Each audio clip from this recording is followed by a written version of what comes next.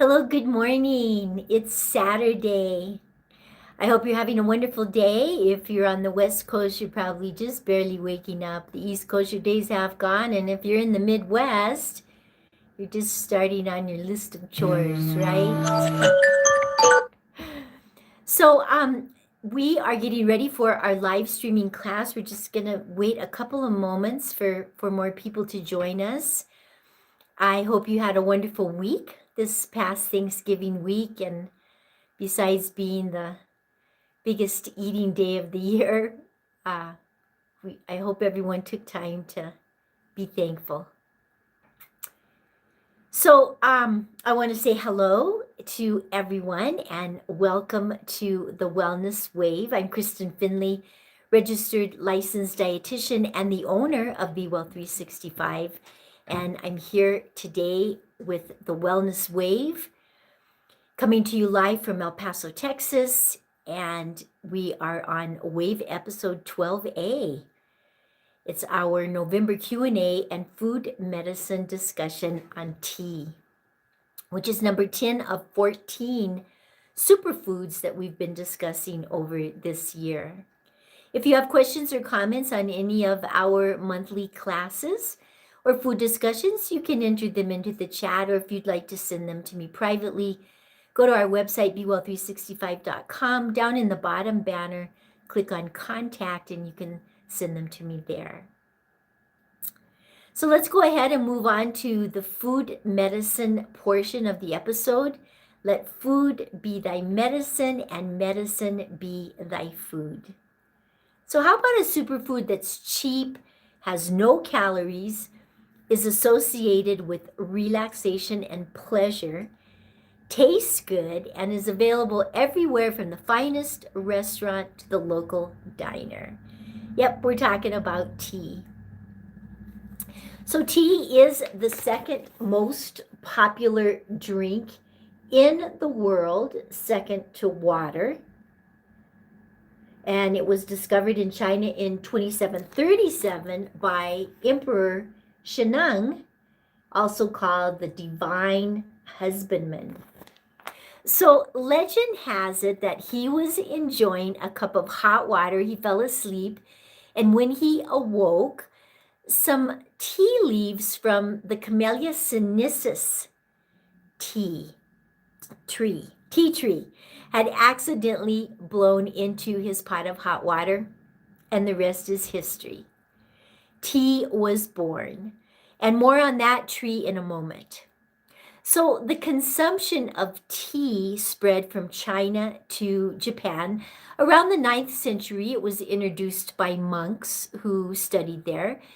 Japan then developed its own unique tea culture, including the traditional tea ceremony. Tea was introduced to Europe in the 1600s by the European traders. It became especially popular in Britain. You knew I was going to say that, right? For more than 4,700 years, the drink's popularity grew significantly. To meet the demands of this now worldwide phenomenon, it's grown in over 100 countries: China, India, Kenya, Sri Lanka, Vietnam, and other mountainous countries shown between the tropics of Cancer and Capricorn. And that's that light blue strip there on the map. So for centuries, tea has been used as a form of money to pay tribute, and it's also been taxed as a precious commodity. So we can't discuss tea without mentioning the dramatic role that tea played in the Boston Harbor. Whoops, wrong picture. In the Boston Harbor in the years leading up to the Revolutionary War in the United States. Of course, that's the infamous Boston Tea Party. Tea is also central to China's three great schools of philosophical thought.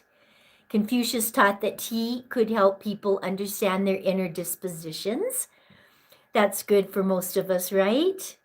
Buddhists believe that drinking tea is one of 4 ways to concentrate the mind, along with walking, sitting quietly, and get this, feeding fish, all to help link people to the realms of meditation. Taoists say that tea, which they accept as an ingredient in the elixir of immortality, puts you in harmony with the natural world. China is also considered to be the birthplace of the first cultivated tea gardens. Old and wild tea trees over 2,000 years old can still be found in the Yunnan area today. And that's the orange area there at the southern tip of China. This region is thought to be the place where tea was first known and spread, and parts of it are government protected, and you actually need a permit to get in. So the Jinshu tea tree is in this area, and it is said to be over 3,200 years old. Nowadays, these precious teas can sell for as much as $10,000 per kilogram. But the most expensive tea in the world is the Da Hong Pao. It's called the priceless oolong, and it comes from descendant tea plants propagated from the original legendary mother trees, which are considered national treasures. They grow on the cliffs of the Ui Mountains, shown in red there in China. And this is a picture of where the mother trees are located. That's just amazing to me how they can, gain access to that area. Da Hong Pao holds the record for the highest tea sale during the 2005 Shanghai International Tea Festival for $30,200 for 20 grams. And that roughly works out to $1.5 million per kilogram. So the legend is that the mother of a Ming Dynasty emperor between the years of 1368 and 1644 AD, that's after the death of Christ, was healed by this tea. So the emperor draped red robes over the bushes to protect them, and Da Hong Pao translates to big red robe. This tea on just a regular day sells for about $30,000 per kilogram. Tea is so important to China that tea drinking is infused throughout every aspect of life in China. It's a part of every day for every level of society. So aside from the many legends, tea contains polyphenols like flavonoids, that have anti-inflammatory and antioxidant properties, which may reduce the risk of heart disease, stroke, and certain cancers. Green tea and other varieties also contain an amino acid called L-theanine. And that the experts tell us that helps to improve focus and can provide a smoother energy boost than coffee. The fluoride content in tea may reduce cavity formation by up to 75%, according to one study, and inhibit bacteria from adhering to the surface of the tooth. But tea stains teeth. So rinse with warm water after drinking tea. Wait 30 minutes because of the acid in the tea, and then brush your teeth to keep them white. 1 cup of black tea contains about 268 milligrams of flavonoids. 1 cup of green tea is about 316. Now these numbers drop to about 1/2 if the tea is decaffeinated. That was surprising to me. You can significantly increase this amount by squeezing the bag after 3 to 4 minutes of steeping time.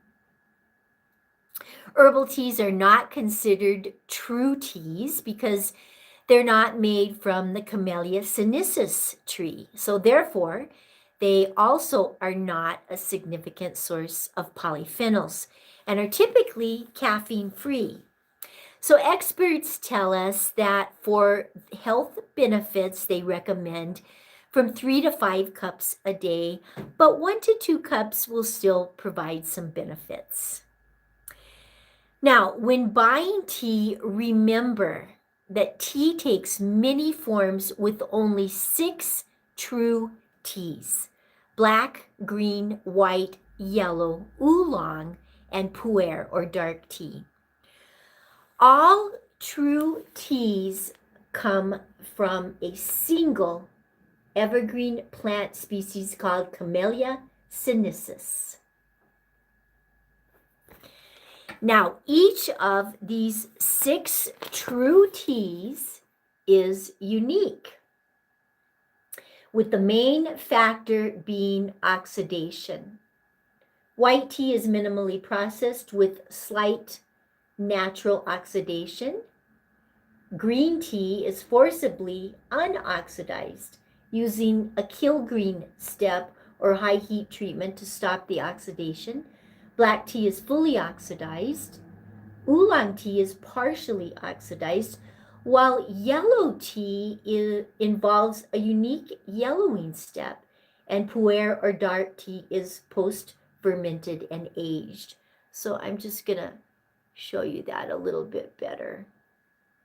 The different types of tea. Remember, these are the true teas. Now, so how do we get more? First of all, we're going to make a large pitcher of iced tea and have it ready to drink throughout the day. Place hot tea in a thermos, keeping it hot for hours, making it easier to drink on the go. Choose a caffeinated tea for your morning and a decaffeinated tea for your evening wind down ritual. And you can experiment with flavors and recipes. Sweeten your tea with sugar, honey, or fruit like lemon, lime, or orange peel. You can also add milk or even sweeten condensed milk for a different taste. Combine fruits, herbs, and spices with different teas to create new recipes. So, for example, you can try mint and mango iced green tea or lemon and ginger tea. Couple of examples. Get creative by making tea-infused cocktails for mocktails, tea lattes, or even use tea as a base for a festive party punch. Visit local specialty tea shops. Usually they have free samples. Try different teas at restaurants and learn the basics.